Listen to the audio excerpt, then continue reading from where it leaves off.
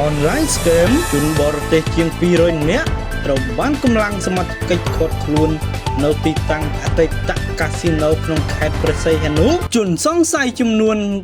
263នាក់ស្ត្រី17នាក់ត្រូវបានកម្លាំងសមត្ថកិច្ចឃាត់ខ្លួនក្នុងប្រតិបត្តិការចុះត្រួតពិនិត្យឆែកឆេរទីតាំងអតីតកាស៊ីណូ Galaxy West ស្ថិតនៅក្រុមទី6ភូមិ4សង្កាត់លេខ4ក្រុងព្រះសីហនុក្រុមការសង្ស័យថាមានការលបលួចប្រព្រឹត្តបទល្មើសឆបោកតាមប្រព័ន្ធបច្ចេកវិទ្យា Online Scam ជនសង្ស័យដែលបានឃាត់ខ្លួនទាំង263នាក់នោះរួមមានជនជាតិប៉ាគីស្ថាន11នាក់បង់ក្លាដេស23នាក់ចិន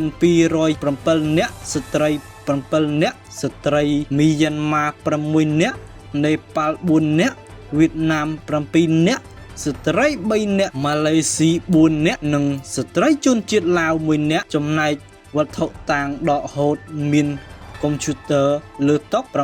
860គ្រឿងទូរស័ព្ទ4129គ្រឿងកុំព្យូទ័រយួរដៃ16គ្រឿងនិង laptop 14គ្រឿងប្រតិបត្តិការនោះត្រូវបានដឹកនាំធ្វើឡើងកាលពីថ្ងៃទី9ខែវិច្ឆិកាឆ្នាំ2025ក្រោមការសម្របសម្រួលពីលេខាធិការដ្ឋាននៃគណៈកម្មាធិការចំពោះកិច្ចប្រឆាំងបទល្មើសឆបោកតាមប្រព័ន្ធបច្ចេកវិទ្យាកបឆបនិងមានការចូលរួមសហការពីអគ្គស្នងការដ្ឋាននគរបាលជាតិអគ្គនាយកដ្ឋានអន្តរប្រវេសន៍គណៈបញ្ជាការឯកភាពខេត្តព្រះសីហនុអាជ្ញាធរពាក់ព័ន្ធក្នុងខេត្តនិងដោយមានការសម្របសម្រួលនីតិវិធីលោកឈីវអ៊ីតគង់ព្រះរាជអាជ្ញារងនៃអយការអមសាលាដំបងខេត្តព្រះសីហនុ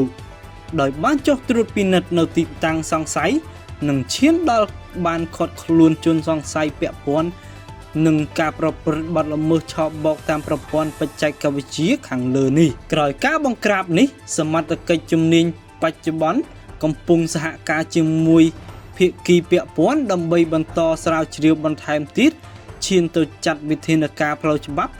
ចំពោះមេខ្លោងនៃការឆបោកតាមប្រព័ន្ធបច្ចេកវិទ្យានេះគណៈជនសង្ស័យនិងវត្ថុតាងត្រូវបានប្រគល់ជូនអគ្គនាយកដ្ឋានអន្តរប្រវេសន៍និងសមត្ថកិច្ចពាក់ព័ន្ធដើម្បីអនុវត្តតាមនីតិវិធីច្បាប់ចំណែកឯទីតាំងខាងលើត្រូវបិទបណ្ដោះអាសន្ននិងប្រគល់ជូននគរបាលប៉ុស្តិ៍រដ្ឋបាលសង្កាត់លេខ4ក្រុងខេត្តព្រះសីហនុជាអ្នកគ្រប់គ្រងរងចាំអនុវត្តនីតិវិធីបន្តសូមបញ្ជាក់ថាក្នុងក្របខ័ណ្ឌយុទ្ធនាការបោសសម្អាតការឆបោកតាមប្រព័ន្ធបច្ចេកវិទ្យានេះសមត្ថកិច្ចចម្រុះទូទាំងប្រទេសនឹងចាត់វិធានការតាមដានច្បាប់យ៉ាងតឹងរឹងបំផុតចំពោះមេខ្លោងទាំងឡាយដែលជាប់ពាក់ព័ន្ធនឹង